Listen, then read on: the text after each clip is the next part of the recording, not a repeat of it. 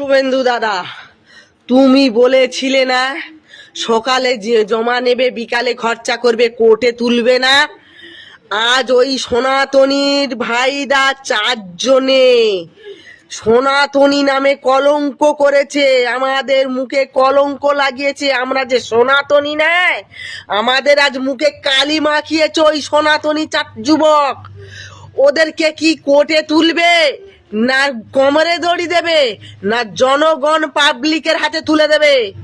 তুমি বিচার করে দাও, দিনের দিন তুমি বিচার করো। কোর্ট নয় রাত পোহাবে না, সকাল নয় দিন না, তুমি সারা দিনের মধ্যে ওকে ওকে প্রমাণ করিয়ে দাও, ওর বিচারটা তুমি নিজে হাতে করিয়ে দাও। ও আমাদের সনাতনী হতে পারে না, কখনো হতে পারে না। নারীর কোনো জাত নেই। যে বাচ্চাটা ধর্ষিতা হয়ে আজ মারা গেল, তাকে মারলো, মেরে ফেললো, সে তার জাত নেই।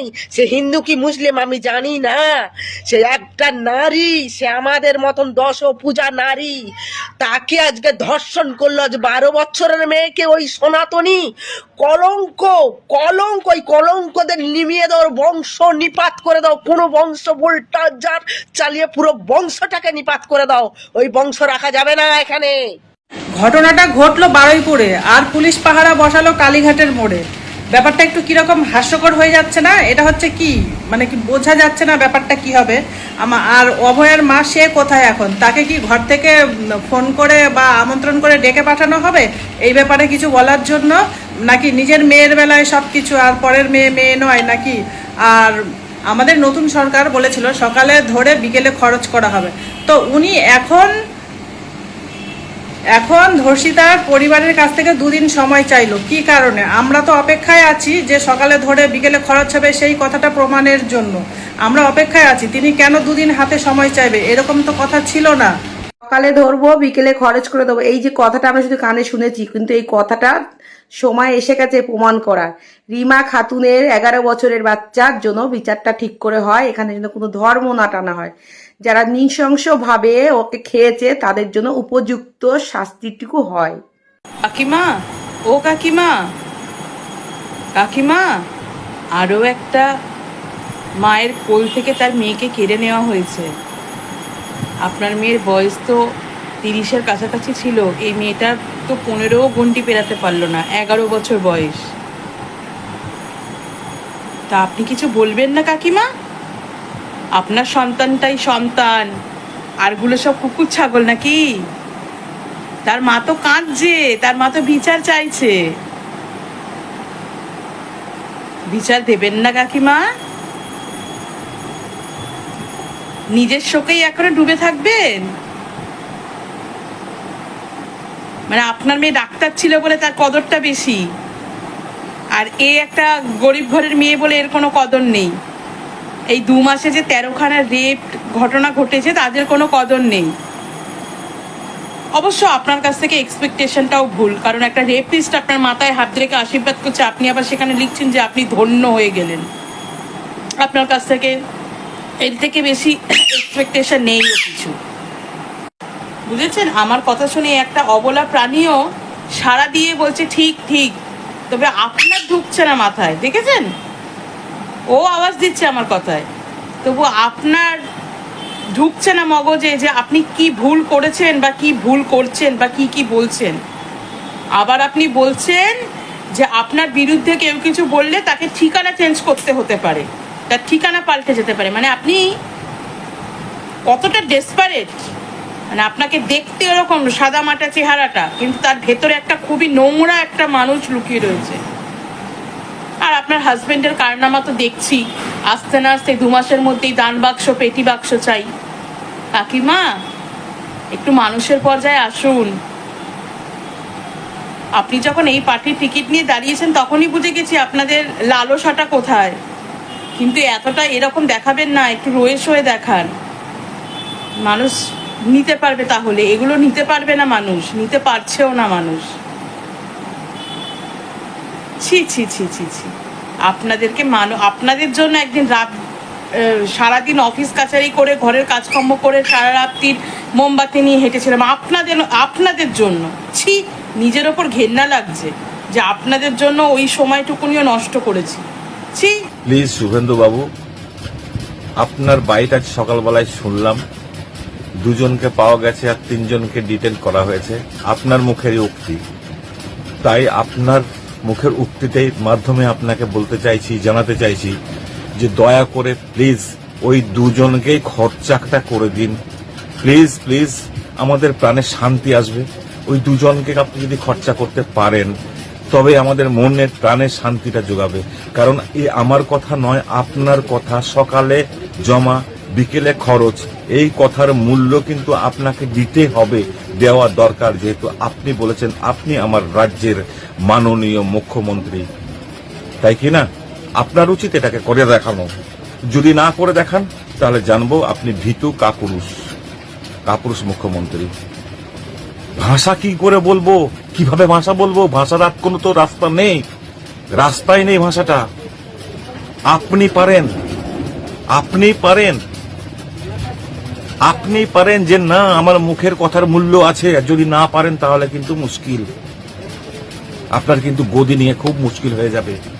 কারণ এই যে পরিস্থিতি, আপনি নিজে ভাবুন, এই 2 মাসের মধ্যে 7টা ধর্ষণ কাণ্ড এই পশ্চিমবঙ্গের মাটিতে। বিরোধী মানুষগুলো, বিরোধী দলগুলো আপনার এগেনস্টে চলে যাচ্ছে, আপনার মাথায় নেই সেটা? ভাবুন একবার। আমি তো কোনো রাজনৈতিক নেতা নয়, আমি দিদিকে ভালোবাসি বলে দিদিকে সমর্থন করি, বাট আপনিও তো আমার রাজ্যের মুখ্যমন্ত্রী। আমারও তো আছে, আমাদের সকলের তো দাবি আছে যে আপনি এই ন্যায় বিচারটা দেবেন, আপনি ন্যায় বিচারটা দেবেন। কারণ যখন অভিযুক্তকে যখন ধরা হয়েছে, কেন তাকে আটক করা হবে, কেন এই সিট কেন গঠন করা হবে, কেন এর কিছু হবে? আপনি তো বলেছিলেন, আপনার মুখের কথা যে কোর্টে নয়, সকালে জমা, বিকেলে খরচ। তাহলে আপনি সেটা করে দেখান, তাই না? অনেক মানুষ কিন্তু এইভাবে এসে আমাদেরকে উল্টো পাল্টা বক্তব্য করছে, আমরা শুনছি। আমাদের কোনো আপত্তি নেই, আপনারা যা খুশি বলতে পারেন, কিন্তু এর সঠিক বিচারটা আমরা তাই চাইছি। অভয়ার মায়ের বিচারও আমরা চাইছি। কেন অভয়ার মা বলল যে 2 মাস হয়ে গেল, আপনি কেন পাচ্ছেন না? কিসের ভয়? আমরা আছি আপনাদের সঙ্গে, আমরা আছি আপনার সঙ্গে। তাহলে আপনার অস্তিত্ব থাকবে না।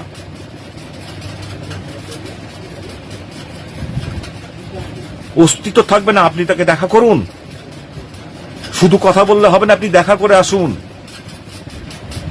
তাই না? যে মমতা ব্যানার্জির বাড়ির কাছে প্রচুর পুলিশ মোতায়েন করে দিয়েছেন, কি কারণে? তাকেও যেতে দিন না। এই বারুইপুরের ঘটনা নিয়ে ফাইনালি মিডিয়ার ঘুম ভেঙেছে এবং সরকারেরও ঘুম ভেঙেছে। জানি না এই মিডিয়া চ্যানেলগুলো কতক্ষণ জেগে থাকবে, কারণ এখানে বিজেপির কিছু মানুষের নাম জড়িয়েছে, একটা বিজেপির নেতারও নাম জড়িয়েছে, যে কিনা এই মানুষগুলো যাদেরকে অ্যারেস্ট করেছিল, এই বারুইপুরের ওইখানকার যে বিজেপি নেতা কি শান্তনু কি একটা নাম, যাই হোক, সে ছাড়িয়ে নিয়ে গেছে। তো এই জন্যই কি মিডিয়াগুলোর বুঝতে পারছি না, একসাথে সরকার মিডিয়া সবার একসাথে ঘুম ভেঙে গেল, ব্যাপারটা কি হচ্ছে সেটাই বুঝতে পারছি না। আবার এইমাত্র দেখলাম যে মমতা ব্যানার্জি ওখানে যাবেন বলেছিলেন বলে মমতা ব্যানার্জির বাড়ির সামনে থেকে যে সরকার পুলিশ নিরাপত্তা তুলে নিয়েছে, সেই মমতা ব্যানার্জির বাড়ির সামনে এই সরকার, মানে শুধুমাত্র মমতা ব্যানার্জি বলেছেন যে আমি বারুইপুরে যাব, এই কথাটা বলাতে মমতা ব্যানার্জির বাড়ির সামনে প্রচুর পুলিশ মোতায়েন করা হয়েছে। হ্যাঁ, এর মানে কি? মানে সে তো আর এখন তার মন্ত্রী নেই, সে তো একটা সাধারণ মানুষ, তোমার আমার মতো সাধারণ মানুষ হয়ে গেছে। তো তাহলে সে কেন যেতে পারবে না? সে যেখানে পারবে সেখানে যেতে পারবে, তাকে কেন আটকানো হচ্ছে? হ্যাঁ, ব্যাপারটা বুঝতে পারছি না। এটা কি, এর মধ্যে কি গন্ডগোল চলছে? কেন তাকে ঘরে বন্ধ করে রাখা হবে বলে? হ্যাঁ, এটার মানে কি? ভীষণ মানে একটা গন্ডগোলের ঘটনা লাগছে রাজ্যে। এই বিজেপি সরকার আসার পর থেকে একাধিক এই ঘটনা, ধর্ষণের ঘটনা ঘটেছে, সেখানে সরকার এবং মিডিয়া চ্যানেল কারোর কোনো অ্যাক্টিভনেস কেউ দেখায়নি। এখানে দেখতে পাচ্ছি কি সবাই একসাথে অ্যাক্টিভ হয়ে পড়েছে, সরকার এবং মিডিয়া চ্যানেলগুলো নিউজ দেখাচ্ছে, সরকারও অ্যাক্টিভ হয়ে গেছে, ফ্যামিলির লোকের সাথে কথা বলেছে। তাহলে বাকি যে মেয়েগুলোর সাথে এরকম হয়েছিল তারা কি দোষ করেছিল? এবার তোমরা বলবে করলেও দোষ, না করলেও দোষ, এখানে ফোন করেছে ওদেরকে কিছু বিচার হয়নি বলে ওদের কেন বিচার হয়নি, এর বেলা কেন বিচার হচ্ছে। অবশ্যই বিচার হলে সবার একসাথে হোক। হ্যাঁ, যেটা স্টেপ নেওয়ার নাও, বাড়ির লোককে তার জন্য ভবানী ভবনে ডাকার দরকার কি? হ্যাঁ, যাদেরকে অ্যারেস্ট করা হয়েছিল তাদেরকে কেন বিজেপি নেতা এসে ছাড়িয়ে নিয়ে গেল? হ্যাঁ, ভবানী ভবনে কি ডেকে কি সেটেলমেন্ট হবে? এই জন্য ভবানী ভবনে ডাকা হচ্ছে? হ্যাঁ, বুঝতে পারছি না এরা কি করতে চাইছে। আর মমতা ব্যানার্জি সে দেখো নিঃস্ব, তার কিচ্ছু নেই, সবাই একে একে সবাই পালিয়েছে, সে এখন প্রায় একা আছে বললেই চলে। তারপরেও কেন তাকে দেখে এত ভয়? হ্যাঁ, একটা মানুষকে এইভাবে ঘরবন্দি করে রাখা যায়? তবে আলটিমেট চাইবো কোনো রং, কোনো ধর্ম, কোনো জাত, কোনো কিছুই না দেখা হয়, যে দোষী তাকে যেন শাস্তি দেওয়া হয়। একদম পরিষ্কার কথা। ওই 1 বছর 2 বছর গ্যারেজ করবে তারপরে ছাড়া দেবে, এইসব চলবে না। যে দোষী সে যেন শাস্তি পায়, এটাই হলো আসল কথা। কই এখানে যেন কোনোভাবেই কোনো কিছু না দেখায়, এটা আমার দলের লোক, এটা আমার হিন্দু, সনাতনী, হ্যাঁ, যে যার সাথে এরকম হয়েছে সে একটা মুসলিম বাচ্চা, এইসব যেন না দেখা হয়। একদম পরিষ্কার কথা, যেই করুক, হিন্দু, মুসলিম, বিজেপি, টিএমসি, সিপিএম, কোনো কিছুই না দেখা হয়, শাস্তি দেওয়া হয়। এটাই হচ্ছে সাধারণ মানুষ হিসেবে আমাদের দাবি। একটা মা হিসেবে এটুকুই চাইতে পারি যে অন্যায় কাজ করেছে যারা, তাদের যেন শাস্তি দেওয়া হয়। এইভাবে চলতে পারে না, একের পর এক ঘটনা ঘটবে আর আমরা ওই নিউজ দেখব, এইসব চলবে না। আর হবে না মোমবাতি মিছিল, হবে নাকি? নাকি শুধু ডাক্তার মরলেই মোমবাতি মিছিল হবে? বাকিরাই যে মেয়েগুলোর সাথে এত ঘটনা ঘটলো, কোনোটাতেই তো মোমবাতি মিছিল হলো না। আর এ তো একটা বাচ্চা মেয়ে, এর বেলা হবে নাকি মোমবাতি মিছিল? ও ডাক্তার মরলেও বোধহয় হয়, বাকিগুলো বাকি এরা তো মানুষের কোনো দাম নেই, শুধু ডাক্তার মানুষেরই দাম আছে। সে মারা গেছিল বলে মোমবাতি মিছিল হয়েছে, এদের বেলা করার দরকার নেই, তাই না?